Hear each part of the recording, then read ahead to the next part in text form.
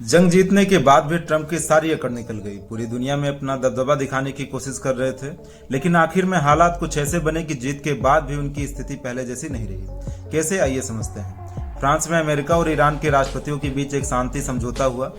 अब भले ही ट्रंप इसे अपनी जीत बताकर प्रचार कर रहे हो, लेकिन इस समझौते की कुछ शर्तें ऐसी हैं जो कई लोगों को हैरान कर रही हैं, क्योंकि ट्रंप की सबसे बड़ी इच्छा यही थी कि ईरान में सत्ता परिवर्तन हो।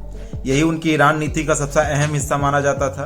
वर्षों तक अमेरिका ने ईरान पर आर्थिक प्रतिबंध लगाए, दबाव बनाया और अलग अलग तरीकों से उसे घेरने की कोशिश की, लेकिन इस समझौते में सत्ता परिवर्तन का कहीं कोई उल्लेख नहीं है। बल्कि अमेरिका ने ईरान की संप्रभुता का सम्मान करने और उसके आंतरिक मामलों में हस्तक्षेप न करने की बात स्वीकार की है। इसके अलावा जो आर्थिक प्रतिबंध लगाए गए थे, चाहे तेल व्यापार से जुड़े हों, बैंकिंग व्यवस्था से जुड़े हों या अन्य क्षेत्रों से, उन्हें भी हटाने की दिशा में कदम बढ़ाए जा रहे हैं।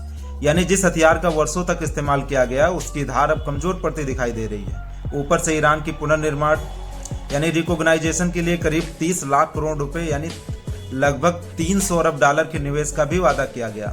मतलब जिस ईरान को कमजोर करने और मिटाने की बातें की जाती थी, आज उसी ईरान को फिर से खड़ा करने के लिए अमेरिका की जेब से सैकड़ों अरब डॉलर निकलने की चर्चा हो रही है। और यहीं से सबसे बड़ी सीख निकलती है, जिंदगी में सिर्फ ताकत दिखाकर लड़ाई जीत लेना ही सब कुछ नहीं होता है। असली समझदारी तो तब होती है जब आप बातचीत की मेज पर बैठकर अपने हित सुरक्षित कर लें।